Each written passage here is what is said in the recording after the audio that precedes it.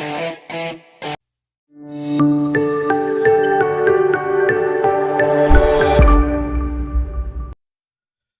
evening, everybody, and welcome to night 46. Probably going to be a little bit of rasp in my voice. I preached twice today, as all of us have on Palm Sunday. It's a long day, and but we're fully loaded and ready to go. We do have Zhenya in here.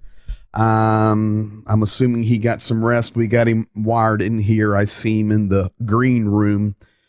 Couple of things. Hey there, Aaron Flowers from Dean Foods. Crank it up over there at Dean Foods. A couple of shout outs here tonight. Ro Gammon checking in from Midlothian, Virginia. As always, welcome to you. Jeremy Teeple's in from Canada. I see all the IA guys in here. Welcome to you fellas, as always. Appreciate that. This one right here, Texas. Fody. Come on, Prince George, Virginia. Angela Blackwell Moody, welcome to you. Bob Piccarilli, welcome to you. It is really going to be a full night. I told you, watch the documentary on Chernobyl, and mind completely blown. Texas, what's what? All right, Medic Trevor, are you in Texas? I'm trying to figure out where JDO's from, what region he's from. Fody, that's your chat right there on the bottom. Were you the one that sent me, I don't need a ride, I need ammunition? You can email me later or send a message in. Trying to find out where that shirt came from. I've got a request I need to get fulfilled from a refugee. As did I. Insane. I told you guys, Chernobyl is indescribable. Northern Illinois. Awesome, JDO. Thank you for that. Yeah. So you guys are getting some comments in here. If you have not watched, yeah, send me a message. Send me a message. This one's important. Loved your sermon this morning, watching from Virginia. Donnie the Donkey. That's right. Donnie the Donkey. Thank you. I appreciate that. Shirley Phelps checking in from Washington State. I know our guy is here. We're ready to roll. South Carolina, Nadia Tucker. Awesome. Welcome to you. Welcome to everybody tonight. Going to be a big night. We do have Zhenya in here. He's had a full day. He was able to get some rest. And he better be here when I hit this button right here. Slava Ukraina. Gerom Slava. Dobro utro, dorogo. Greetings from Ukraine. Greetings from Ukraine. Zhenka, we have a full hour here. We're loaded. You've been resting. One of the main things we're going to discuss, it's going to be towards the back end of the program, and that is going to be, I titled the program tonight, The Cost. I titled it The True Cost of War, and this is actually not about money, but this is about relationships. This is about broken families. This is about families that disagree. This is about churches that disagree.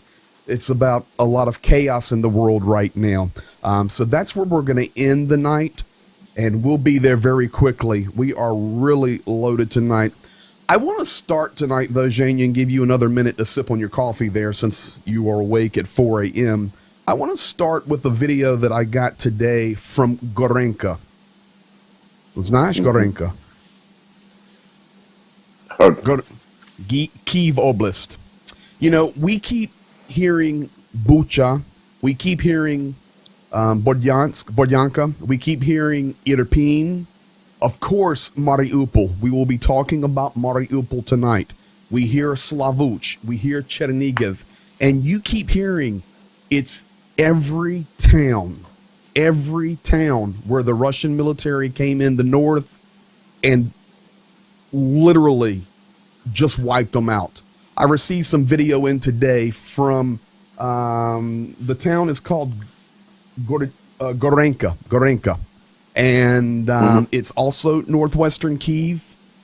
About a minute. I just want to set the stage with this tonight to keep getting the truth out. Tonight, I'm going to show you a clip from Boris Johnson where he speaks directly to the Russian people, and his Russian's actually pretty good. And then he speaks in English, and you will understand it all. President Zelensky is asking us to keep getting the truth out, and we can only do it one person at a time. So tonight, I do not know if any of you guys have seen this or not, but this is just a little bit of drone footage from the town of Gorenka.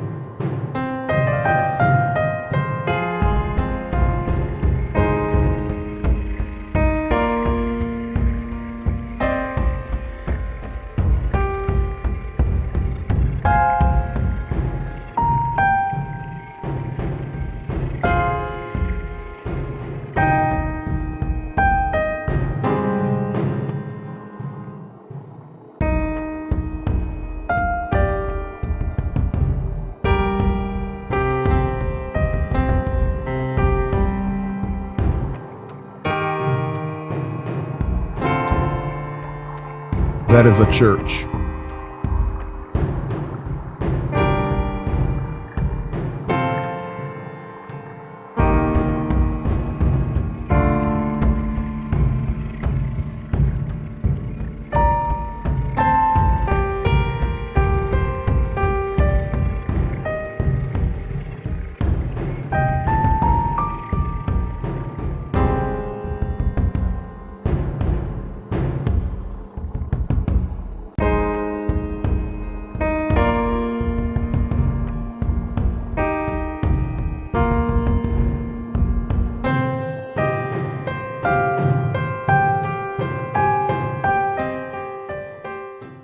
So, folks, when we tell you, we get the footage, the videos, it's just one town after the other.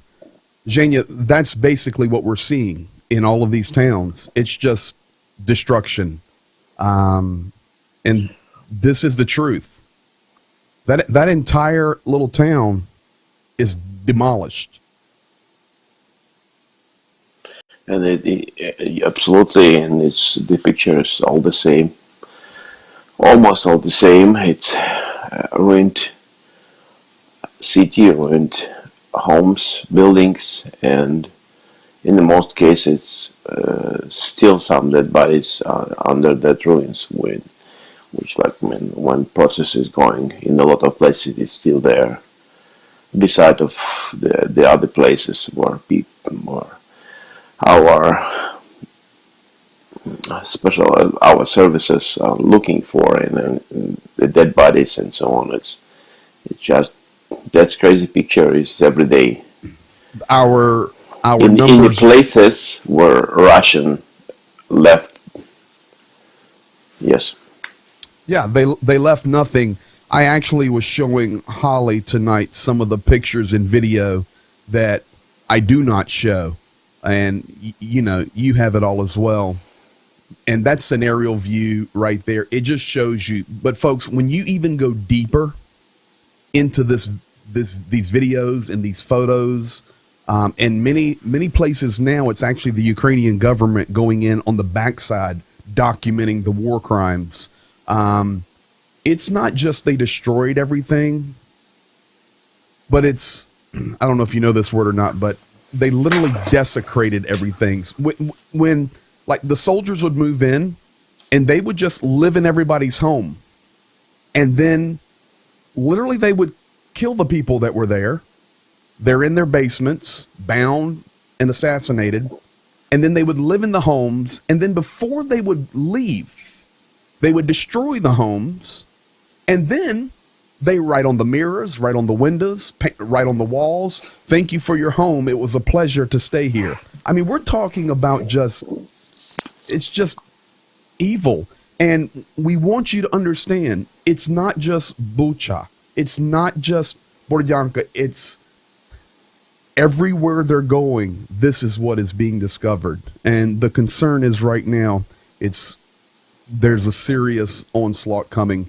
There were some new numbers released today on the deaths. Number one, in the city we follow closely, Kramatorsk, the death numbers did go up. We're now at 57 dead and 114 wounded from that missile attack on the train station. They raised those numbers. Zhenya, while you were sleeping or maybe right before you went to bed, major hits in Kharkiv and major hit in Mykolaiv. Like they're just figuring out what's going on. And we'll talk about that in a moment. Now, one more thing I want to show everybody. This is kind of setting the table for tonight. We talk about truth. At the end of the hour, we're going to talk about a topic that's kind of difficult to broach. It's difficult to approach when you talk about relationships, families broken, churches broken, relationships broken over the war. And we will get there. Before that, I want to show a clip that was from Boris Johnson. This clip is trying to be distributed. The attempt is to distribute this in Russia. This video clip is not for America. It's not for Ukraine. It's not for Europe. Boris Johnson made this video. He begins by speaking in the Russian language. Then he goes to English and it's translated into Russian. And then he closes in Russian and he's telling the truth. He's trying to get the truth out. And I think you would appreciate seeing this tonight. Россияне достойны правды. Вы достойны того, чтобы узнать факты. The atrocities committed by Russian troops in Bucha, Irpin, and elsewhere in Ukraine have horrified the world. Civilians massacred, shot dead with their hands tied, women raped in front of their young children, bodies crudely burned, dumped in mass graves, or just left lying in the street. The reports are so shocking and so sickening, it's no wonder your government is seeking to hide them from you. Your president knows that if you could see what was happening, you would not support his war. He knows that these crimes betray the trust of every Russian mother who proudly waves goodbye to her son as he heads off to join the military. And he knows that they are a stain on the honor of Russia itself, a stain that will only grow larger and more indelible every day as this war continues. But don't just take my word for it. All you need is a VPN connection to access independent information from anywhere in the world. And when you find the truth, share it. Those responsible will be held to account. And history will remember who looked the other way.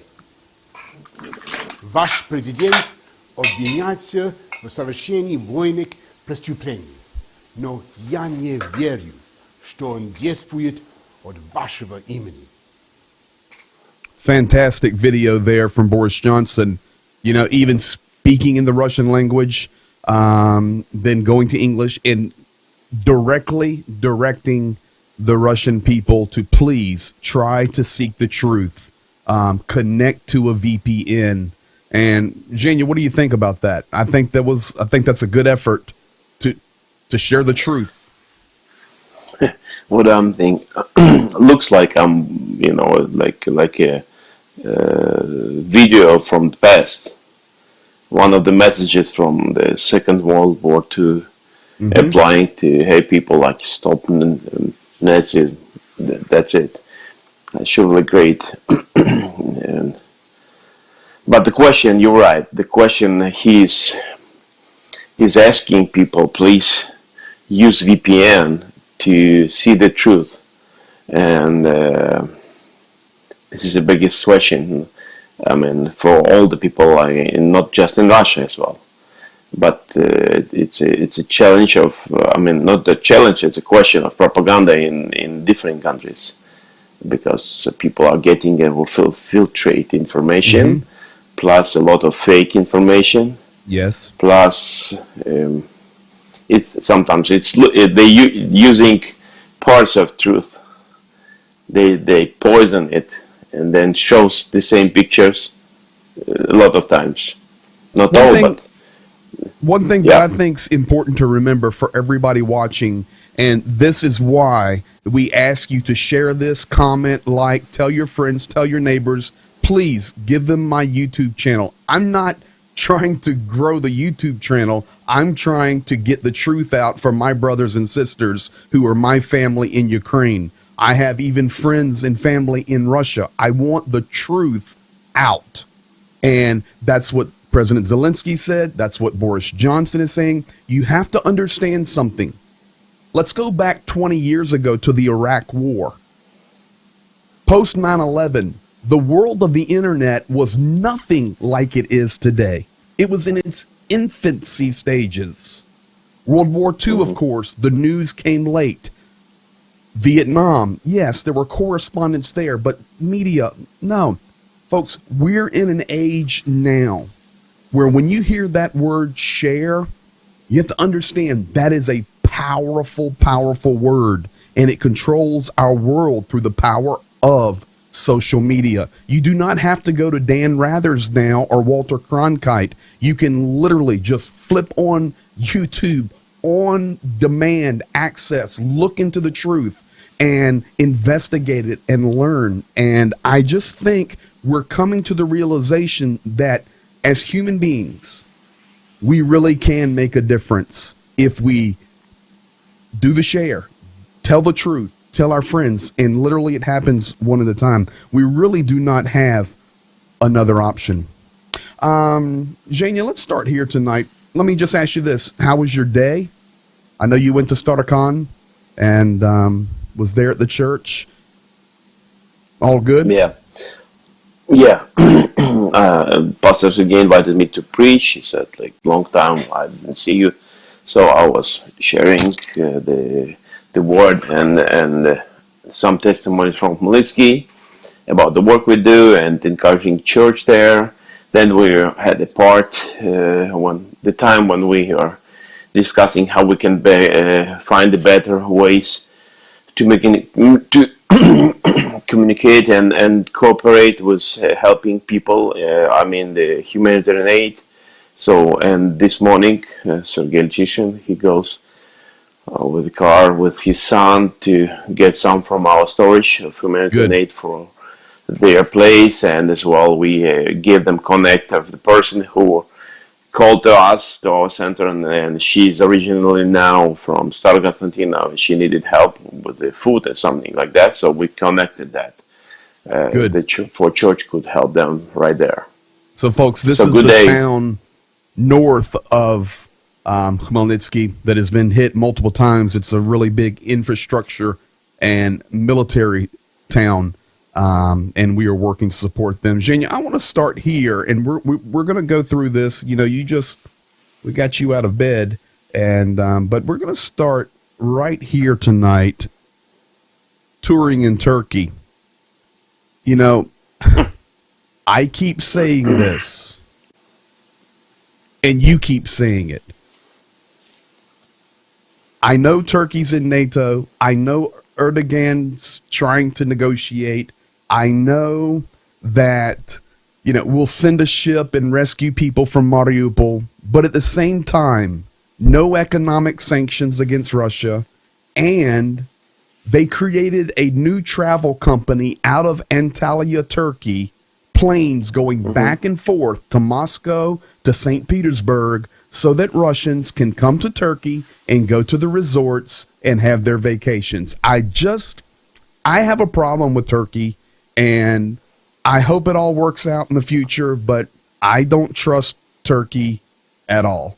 And these are the reasons why. So we want to share the truth. Yeah, you'll see. Turkey sent aid. Turkey sent these weapons. And at the same time, no sanctions and bring your tourists here. I think it comes down to the money. I really think it comes down to the money. I don't know what else to say. But here, picture from this morning, Russian tourist, sanctioned, right?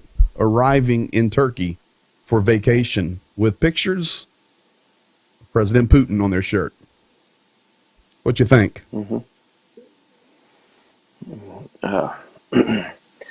It's again this question of challenging the world, and this is just a proof of reality.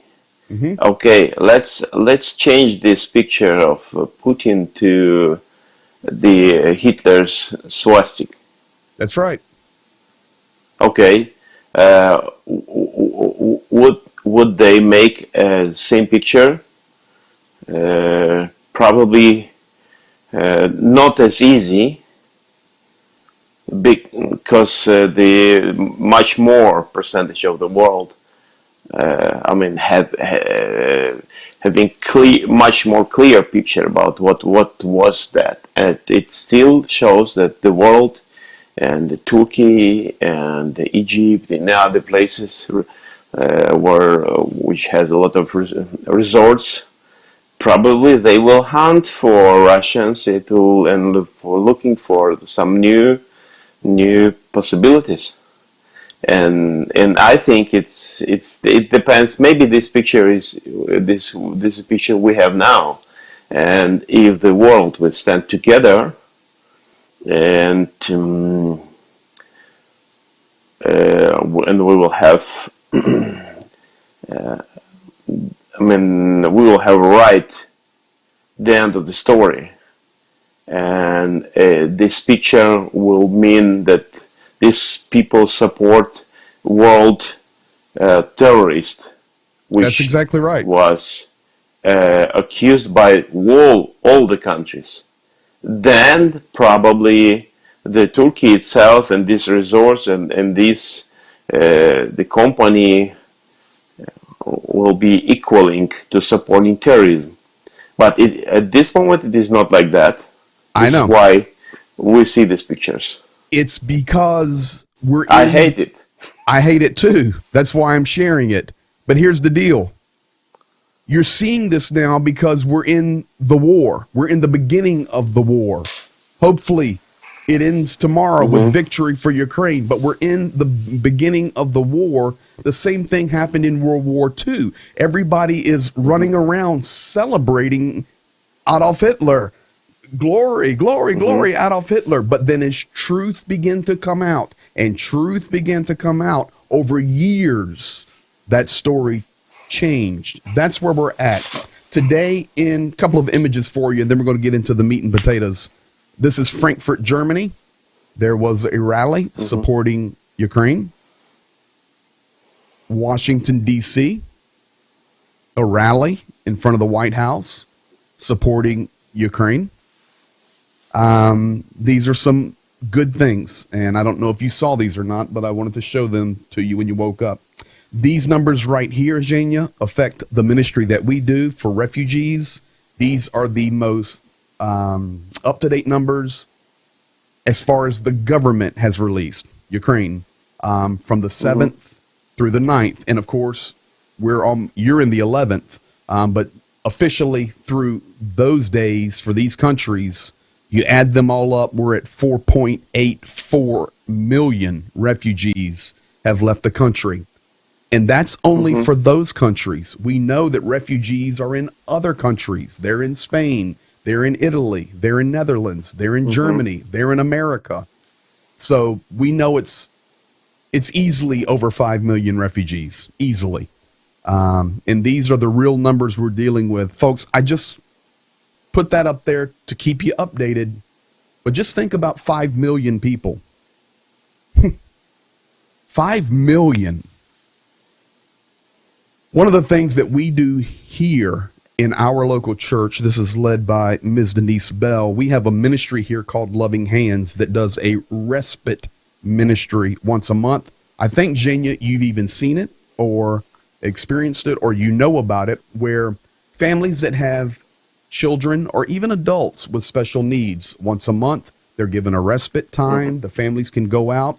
The church has an entire staff of medical and buddies and fun times and all this stuff they do. It's a massive operation to minister to families that have family members with special needs. You know, Zhenya, you have a degree in what? It's psychology and sociology, social work. You've got lots of degrees, but social work, psychology, you understand, especially dealing with refugees right now, that there are people that have special needs. And I think for tonight, you know, we're day 46. When we think of refugees, we don't often think of those that aren't able to help themselves.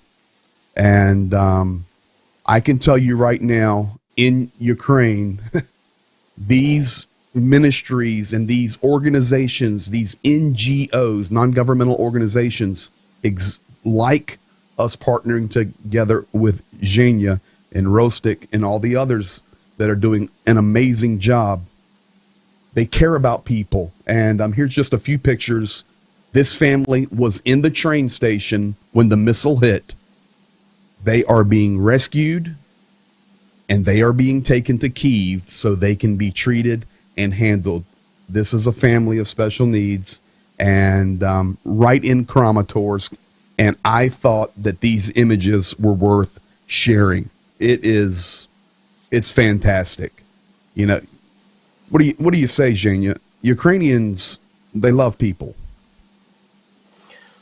Ukrainians love people. Not all Ukrainians are ready for that. I mean, not ready to care, not ready to help, because they just, not because of their wish, but because sometimes they don't know what to do. This is what we meet in our centers, because regularly the coordination center of city sends us people disabled and wheelchairs, like on crutches, and sometimes our guys doesn't know what to do. Surely we help. Surely we prepared and reserved for 5 places on the first floor take people on the second floor, which is the main hall there, and we do help, and we're learning. Yes, we're learning, and every time we learning something new, without details. This message came in when we were talking about refugees, assuming the Russian Federation numbers are the forced refugees. That would be no. The refugees there are the ones that have went of their own volition. You need to understand that some Ukrainians, you know, with Russian lineage and Russian roots, they chose when the war started to go to Russia, and that was their choice. That does not include, let's just call it the way it is, the people and the children that have been stolen. Zhenya, I want to show you this. I showed you a clip of a band the other day, and you knew about the band, and I asked you, folks, you're going to love this.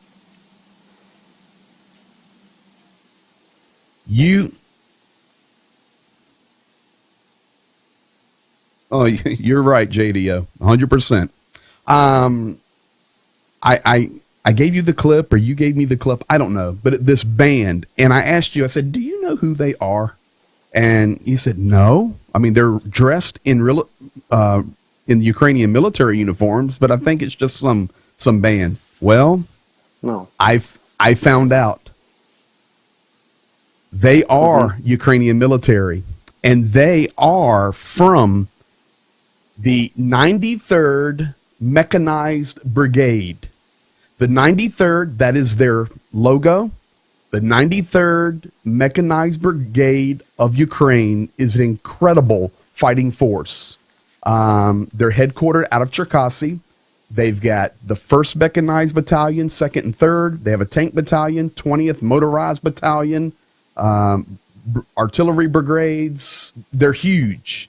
But if you look at the very bottom, they have medical companies and they have the military band. This group of musicians is and are soldiers. They were in Kyiv when Boris Johnson was there. This was yesterday, I believe, and they were playing music in the streets, trying to give joy in the streets of Kyiv, even in the middle of the war. I want you to see this band and this cat dancing around.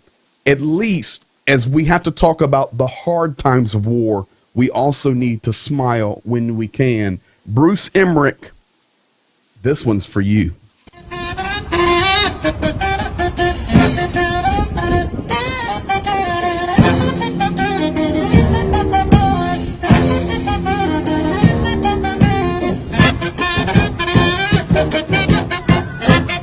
Get it, man.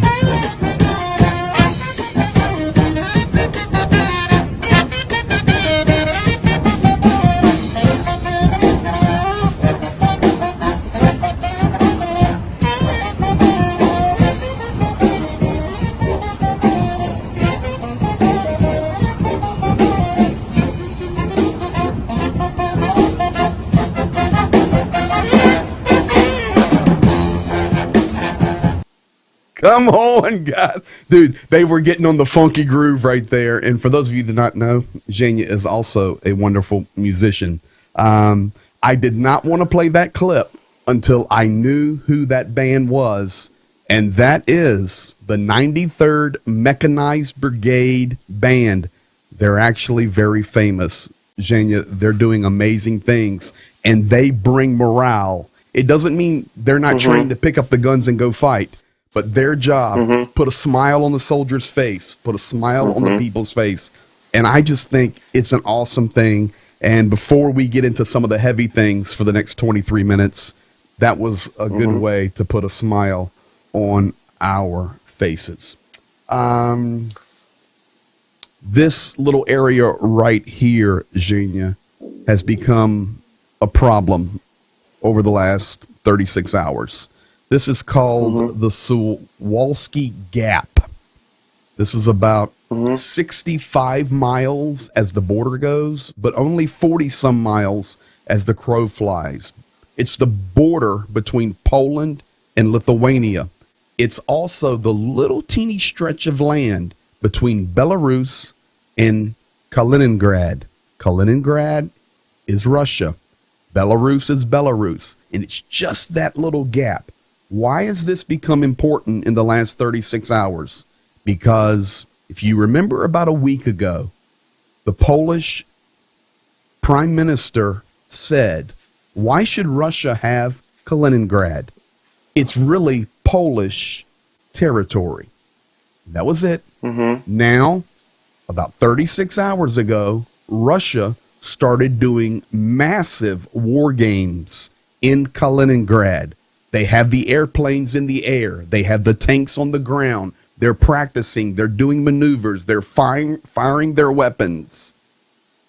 This area we need to keep our eyes on. If this war breaks out even more beyond the borders of Ukraine, right here is going to be the area that's going to have a lot of attention real quick, because you have the connection between Russia, Belarus, and just that small little gap there. That's called the Suwalski Gap. Zhenya, while you were sleeping, there was major hit in Kharkiv and a very major hit in Mykolaiv. These were not, cruise missiles coming in and the air defenses got them. They hit their targets. We do not even know, because it's 4:30 in the morning. We do not even know yet. Kim, the guy in Mykolaiv, he's trying to find out and report it, but Mykolaiv has been hit very, very hard today. As well, a few weeks ago, the Mykolaiv airport was destroyed, and just over the last couple of days, the airport in Dnipro has been destroyed. So these are very important strategic cities and airports this is all strategy, folks, and they're really doing some damage. I do have the video. It was from someone's home security cam. You will see you will see it. There's a little bit of sound, but the shell is far away. But this is Mykolaiv just a few hours ago. It was major.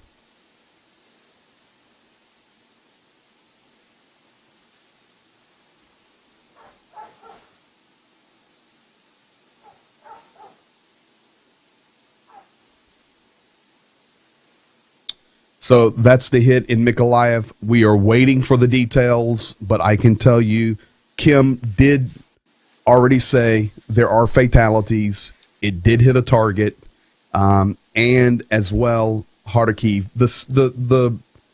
The hit was on the outskirts of Mykolaiv at some target, Zhenya, but they have already been sending pictures from downtown Mykolaiv, where apartment buildings from the shockwave, their windows were blown out, ceilings have caved in, and it was miles away.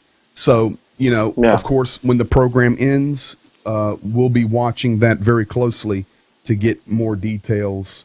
No doubts that it was, like to say, it was powerful. It was charged, to bring a lot of destroy to the city, and I think just because they heated it, the system or air defense system, it saved a lot of lives, and it's already confirmed that it was so powerful. It fell down in close to Mykolaiv forest, and it was like it was. No, it's safe enough. Yeah, it's finished now. We're just waiting on the details of what the results are. But it was a big boy, as well as the one in Kharkiv. Chemical attack number 3. I don't know when we're going to figure this out, that these aren't accidents. We had the storage unit weeks ago in Chernihiv that was hit. We had the storage units in Sumy that were hit, remember, a couple of weeks ago, 3 weeks ago. And now it was a direct attack in, I don't even know how you say that, Rubezhny. It's in Lugansk Oblast. Rubezhnaya. Okay. It's in the yellow circle. I have 5 circles drawn there for us tonight. The yellow circle is where the chemical attack happened. It was a nitric acid plant. It's very dangerous stuff. It causes, if people breathe it in, it causes pulmonary edema, which is basically fluid in your lungs, which will kill you, and it causes blindness. Nitric acid is not good. I do have video of the hit right here.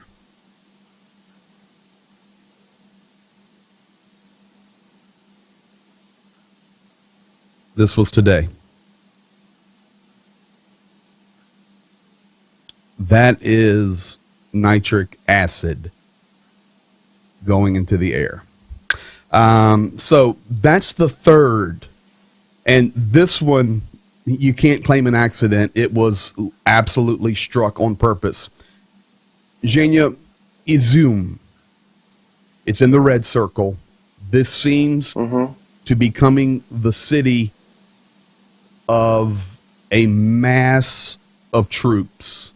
They're coming into Izum so that they can go towards, of course, down towards Kramatorsk, Donetsk to close that off, but also go up to Kharkiv, and then they could go in to Dnipro. So it seems that Izum, and that's why I put it in the red circle, is becoming a very strategic place, and a place of what's going to be massive battles here coming.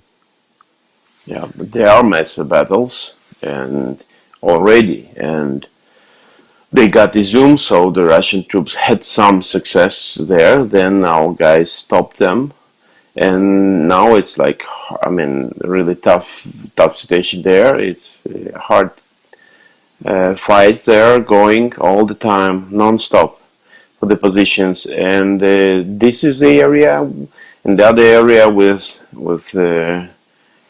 very, let's say, serious situation of it's close to Kherson.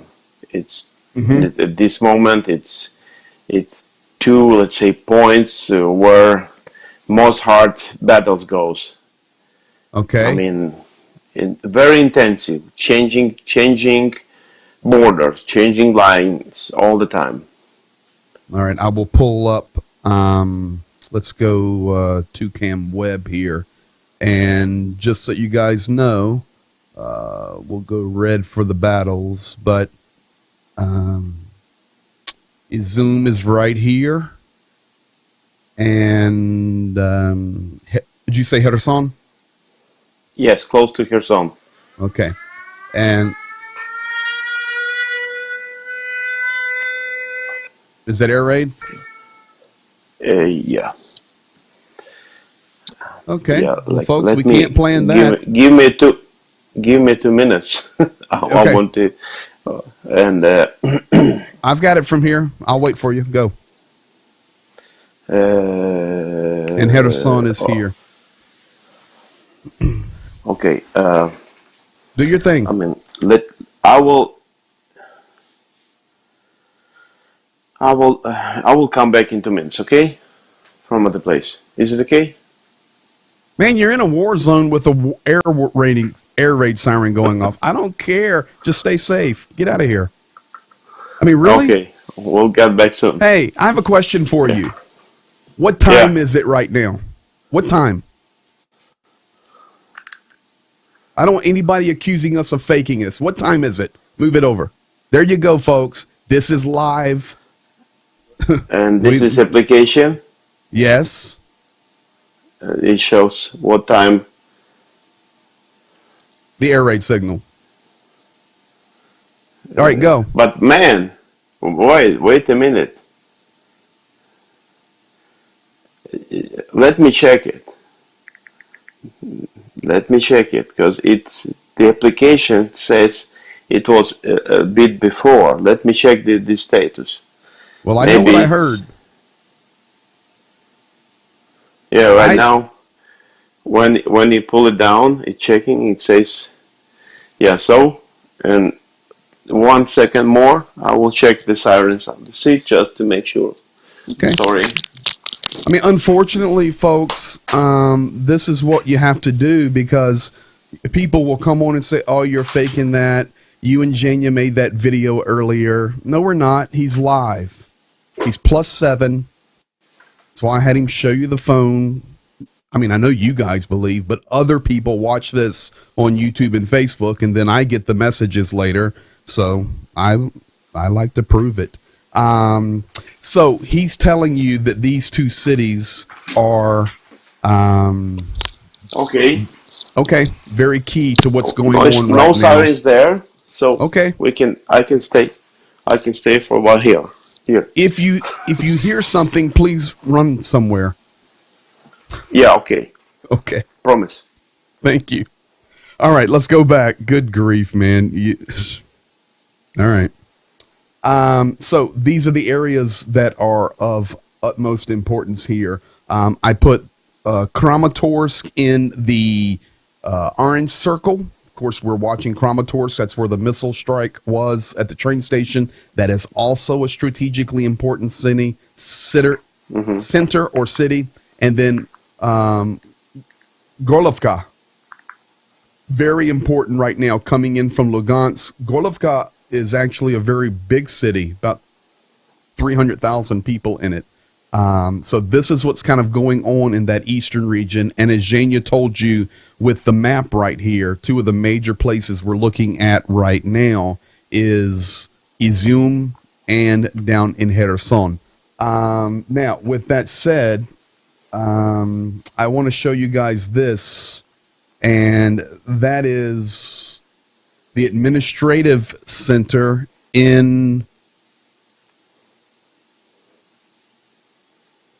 right there in Mariupol. Mariupol is still being fought over. Jania, did you happen to see the video from the Azov lieutenant commander today? Yeah, sure. Did you see him looking exhausted? Yes. It was a noticeable difference. I did not clip it for the program tonight. It's the guy I've shown you maybe 7, 8, 9, 10 times over 46 days. We get a report from Mariupol, and he looked noticeably worn out. There was a big difference, and I just knew I wanted to save enough time for Jania to discuss the big topic of the night. I didn't really want to go there. I will be watching it. I'll keep you posted, but Mariupol is it's quite a challenge. That is the Russian flag planted on top of the administrative building right now in Mariupol. Mariupol has not officially fallen. It is still being fought for. There are still over 100,000 people trapped there, cut off from everything. Folks, let that sink in for one moment. Over 100,000 people trapped, and the city is under that Russian flag, but it is not surrendered, and it is still being fought for. This is Arestovich. He is advisor to President Zelensky. Let Zhenya do his thing here. I have shown you guys many times videos of Arestovich or comments of Arestovich. Arestovich today, Zhenya, I don't know if you saw it or not, but he was on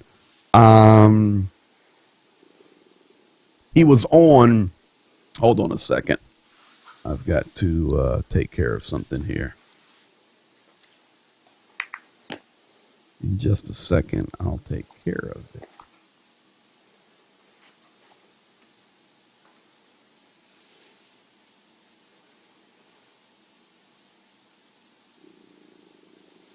One second. Yeah. Sorry. But you not coming into my group and calling me by Nazis.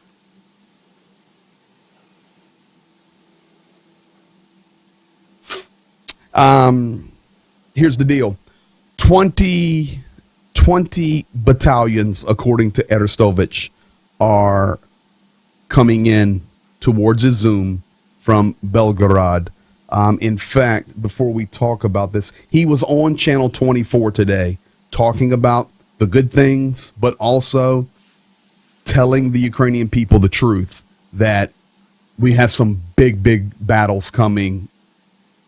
20 battalions. Maybe I put this graphic here. I looked it up. A battalion in the Russian military, 800 to 1,200 soldiers.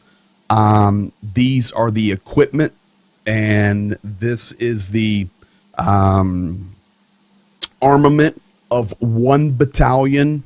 It has 10 tanks in total, 2 to 3 artillery batteries, 2 air defenses, 3 mechanized infantry companies, 1 multiple rocket launcher battery, and supporting units for infrastructure and troops, meaning mechanics, fuel, food, and each battalion has 800 to 1,200 soldiers. That is a lot of troops coming. In fact, Zhenya, right here, they were coming between Belgorod and the Ukrainian border today.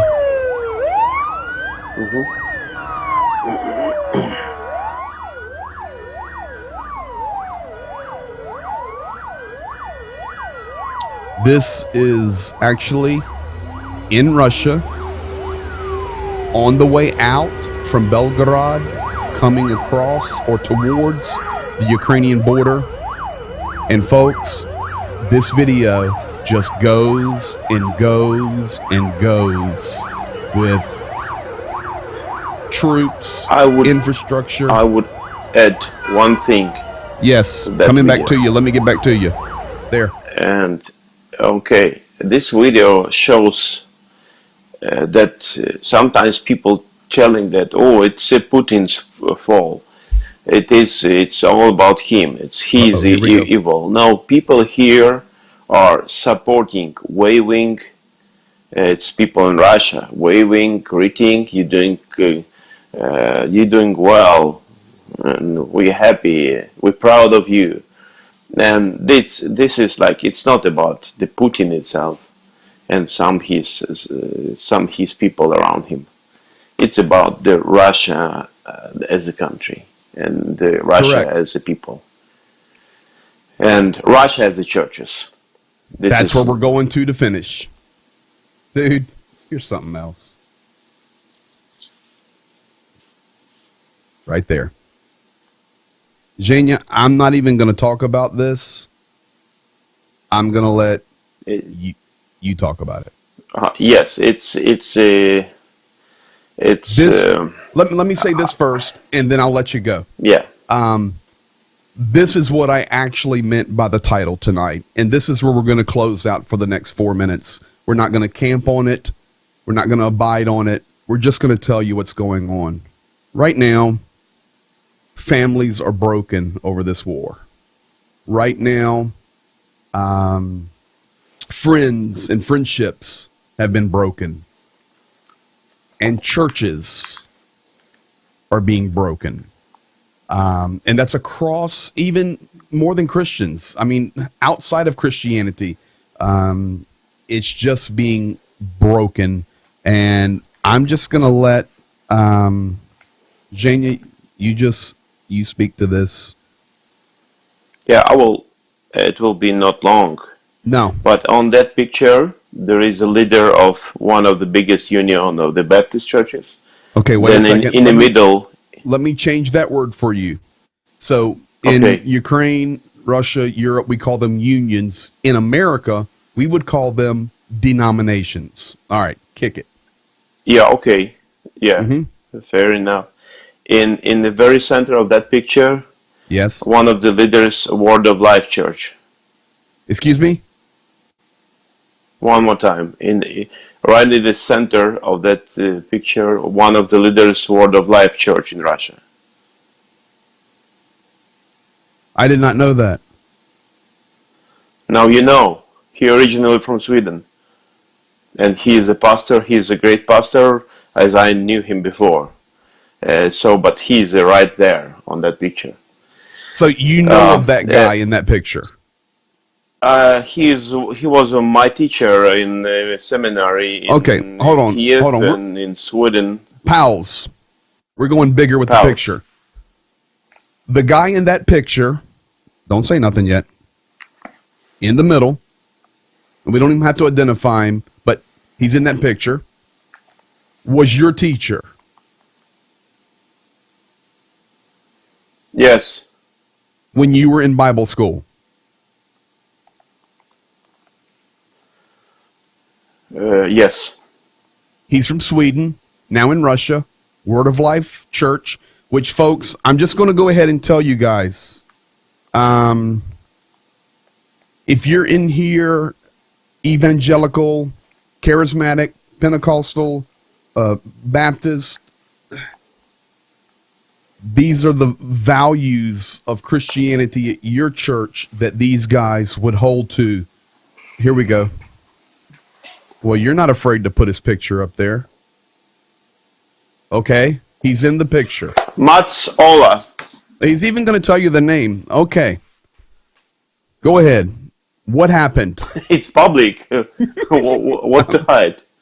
What happened? It's public. Okay, there was some conference, and I would read it out. Okay. The end of article on the website protestant.ru. The participants of the roundtable spoke in support of the ongoing special operation to denazify Ukraine and took the initiative to address Russian President Vladimir Putin with a proposal to hold an anti-fascist conference in Russia. Blah, blah, blah. All right, 1 second. Okay, I'm going to show it. We're going to confirm it to Cam Webb here. This is the website. I can World Religions Against the Ideology of Nazism and Fascism in 21st Century, Protestant.ru. You come down to the bottom, and the last paragraph is what Zhenya just read. Basically, this group of denominations in Russia came out supporting the denazification of Ukraine. I'm just reading it as well. And suggesting to President Putin that they hold an anti-fascist conference in Russia. Okay, I will not, there is no any one comment of that. No, we just want Pastor people to know. We're not going to sit Mazzola here from and the Word of bash Life. them.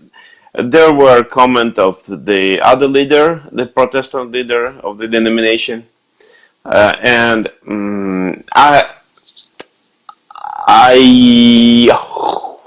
I'm trying to hope that some of them, maybe some people there, at least my teacher, there occasionally, or on that picture, or I don't know. But coming back, it is not the story of these weeks, 47 days. It is the story of last 8 years of war, and I think situation will be changed in future, and I hope that there will be big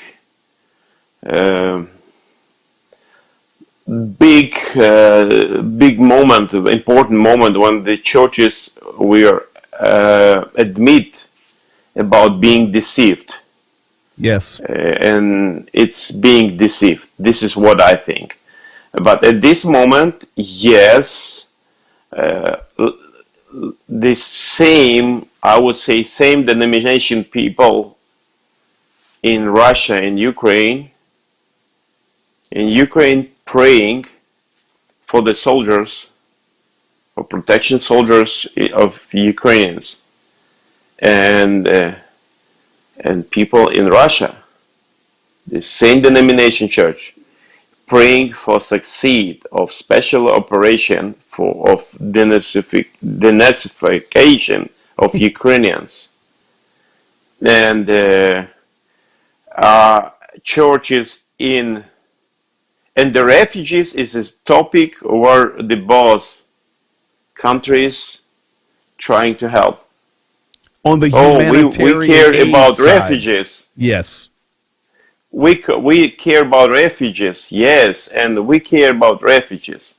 But we care about refugees because of bombing by Russians, and they're trying to survive. And they care about refugees who was kicking them out. Kidnapping by force, especially kids, and they taking them there to other territory of other countries, and then their churches were helping. Okay, praise God that the church is trying to help there. But okay, it's a question I was asking myself today. What if my son, the teenagers who be in the age of teenager in my camp, would take and go to, I don't know, Moldova? What would I do? I think I was asking myself, what if it would be my son? Surely I would try to stop him. And if I would know that the members of the church are supporting aggression to other countries,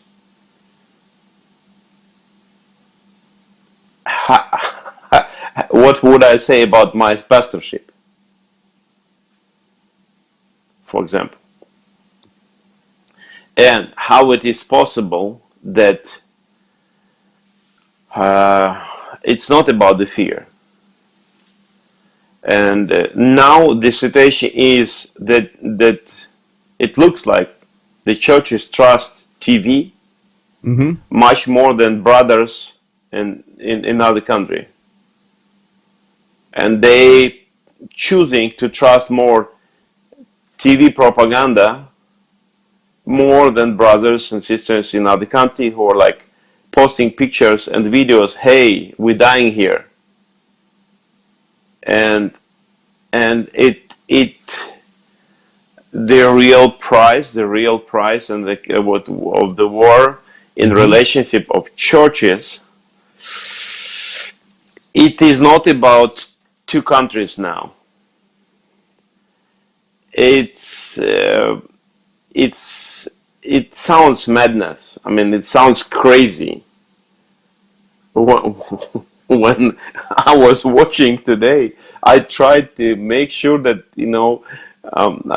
that it's not just my imagination. So I found one of the channels of I would not name the denomination, but it's one of these, to make sure, because they were well-known names to me, to my denomination. And they were telling that we are the Christians in Ukraine. We lost. I mean, in our understanding of Bible, we have a wrong perspective into everything, and it is the comment that we share the blasphemy, something like that. And then I realized it is not about my imagination. This is reality. This is the facts. There is official support, not just a Russian Orthodox Church in Russia, but Protestant Church denominations supports. Well, and it's sad. It is sad. Not just sad. It is terrible. It gets us to this point, and this is where we can close for tonight, and we'll see everybody back in 23 hours. The real cost of war is that evil is exposed. And even to make these statements, even to come out and try to sow division, there's not one biblical principle in any of that. The biblical principle is we're to be light in the darkness. Let's say that this area is evil, and I'm a believer. My job is to share light in that darkness, not to destroy. So the real cost of war is, it's division, it's trouble. It's always been that way through history. War brings division, and we're going to have to work through this. This was a big deal. It's much bigger than we understand. Sure, brother. One moment. Just, I mean, to draw a picture how it looks like. Okay. So, if it would be, I mean, American conflict, and like we hear from the two countries, and if, for example, Pastor Greg telling me, hey, nobody is looking for people who speaks French and trying to kill them massively. And I tell him, Pastor Greg, I know better. I'm here, not in your country, but I know better. This is how this I mean, it looks like the people deceived.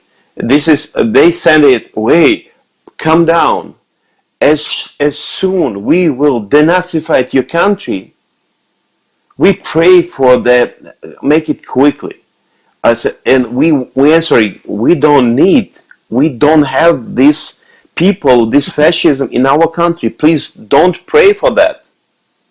And don't tell us while you blessing, you proclaim blessing on Russian troops, Russian soldiers, for they would succeed in that special operation while we are dying. Don't tell us about the peace between us.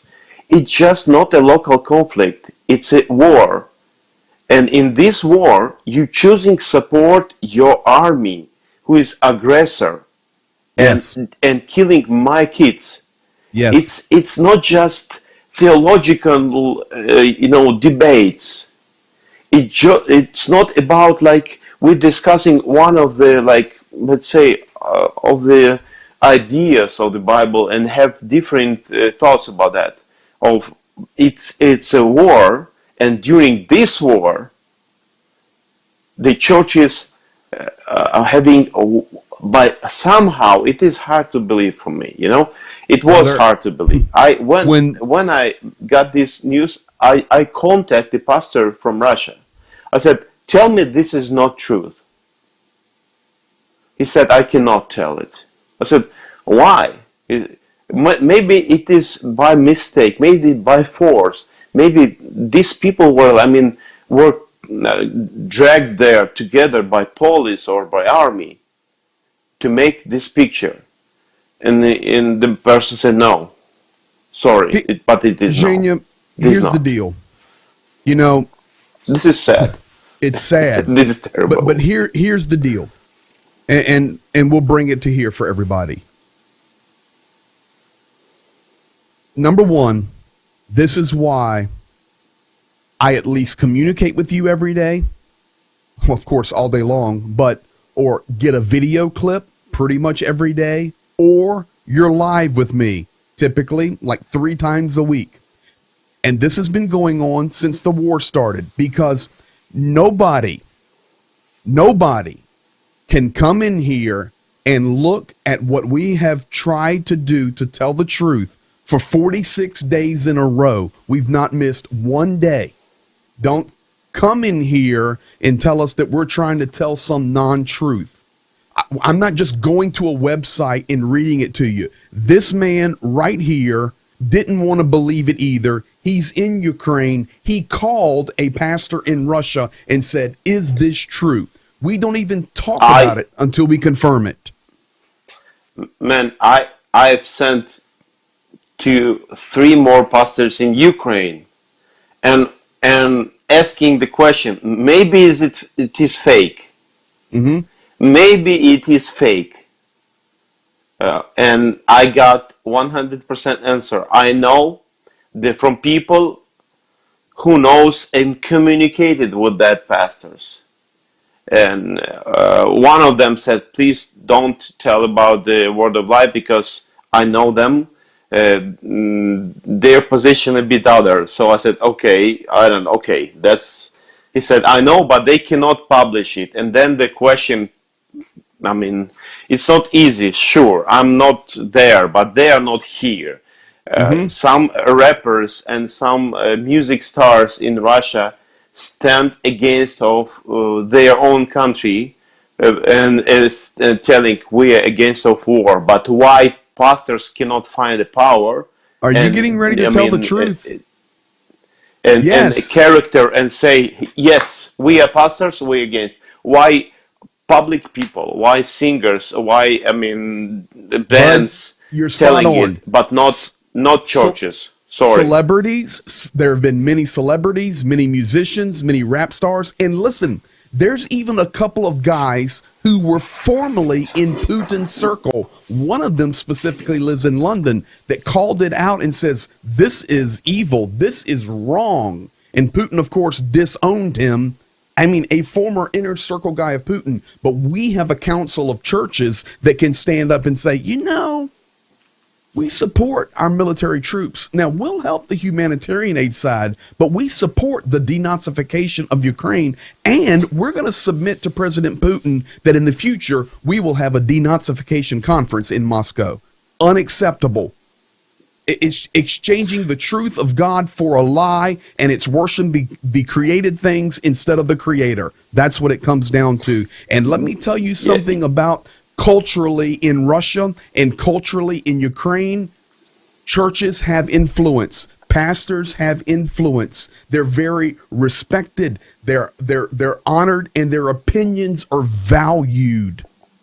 And this is just a very dangerous place. And Genia, I don't want to stay there. I don't want to camp on it. I just wanted to make people aware, tell them the truth, and we need to be praying for this situation. It's a disaster.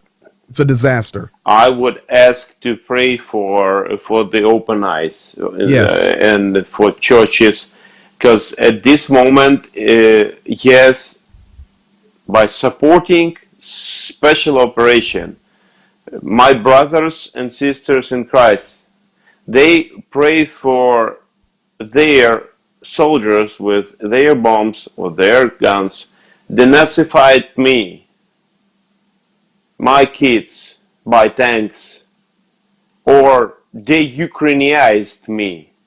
Mm-hmm. And about the price, I mean, it's like it will be. I mean, it brings division, huge division. Please understand that the churches from Ukraine, the pastors from Ukraine, and the pastors from Russia, it's a huge net of contacts, and Yes. it's I mean, including United States, West European countries, I don't know, Australia, Mm-hmm. and they visiting the churches, serving each other, helping together to some countries in Africa, and so on, or South America. And now, what's now? I just and Pastor Greg, I will send you